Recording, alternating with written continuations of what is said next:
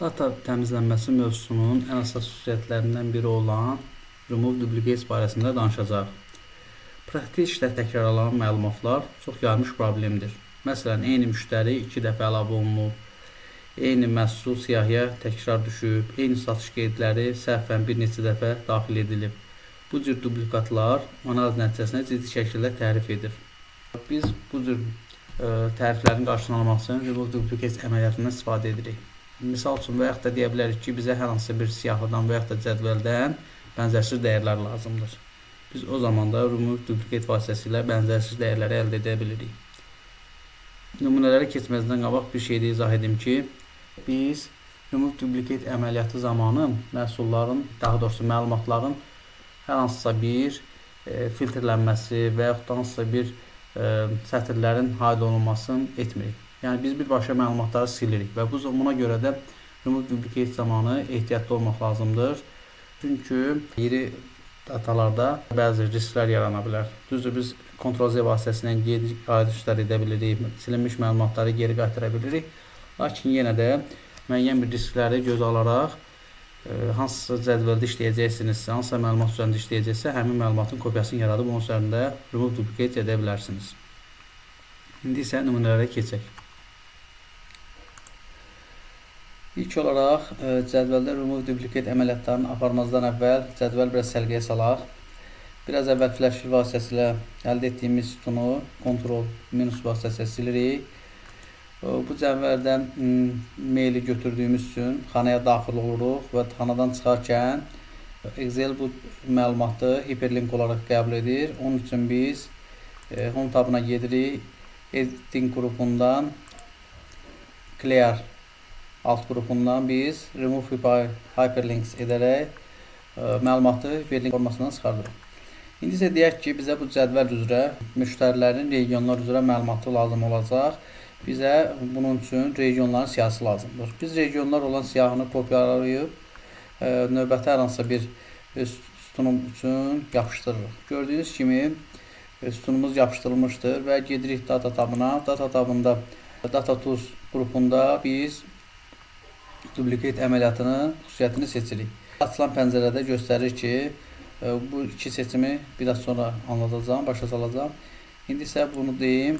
Excel daha doğrusu bizim məlumatın başlığının olduğunu özü tapıb və bizə bildirir ki, bizim məlumatımızın başlığı var. Yoxdursa işarəni çıxardırıq və onu da hansı ki bu siyahıya daxil edəcəkdir. Lakin bizdə başlıq olduğu üçün onu saxlayıb OK düyməsinə toxunuruq. Excel bizə 17 duplicate məlumatının silindiyini və 7 unique məlumatın saxlandığını haqda məlumat verir. OK vurduğumuzdan sonra bizə regionların siyahısını vermiş olur. Gördüyünüz kimi 7 ədəd unique regionumuz vardır. İndi isə bu cür formada biz şəhərlərlə bağlı Remove Duplicate əməliyyatını həyata keçirdə bilərik və şəhərlərin siyahısını çıxarda bilərik. Başlıq özü qəbul edir.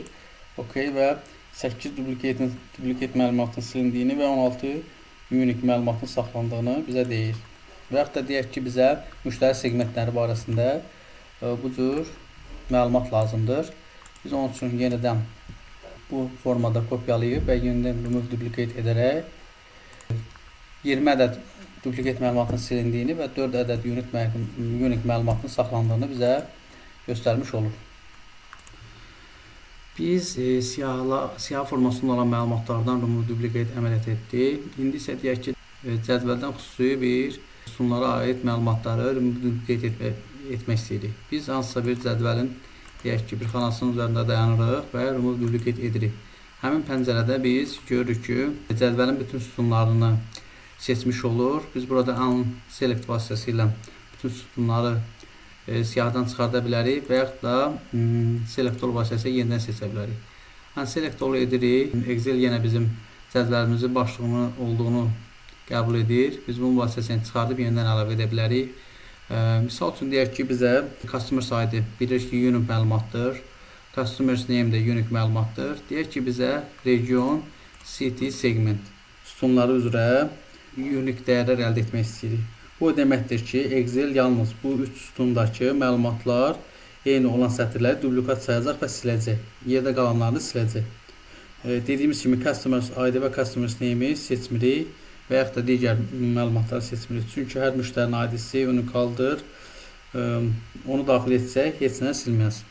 İndi biz bunu etdiyimiz halda bizə bu 24 məlumatdan biri duplicate olduğu üçün birincisi 23 məlumatı unik olaraq saxlayır. Dediyimiz kimi region, city və segmenti bir sətirlərini bir olaraq sayır. Onlara uyğun olaraq əgər bu formada başqa bir sətir varsa onu duplicate sayıb siləcək. Dərsimizin birinci hissəsi barəsində bu qədər.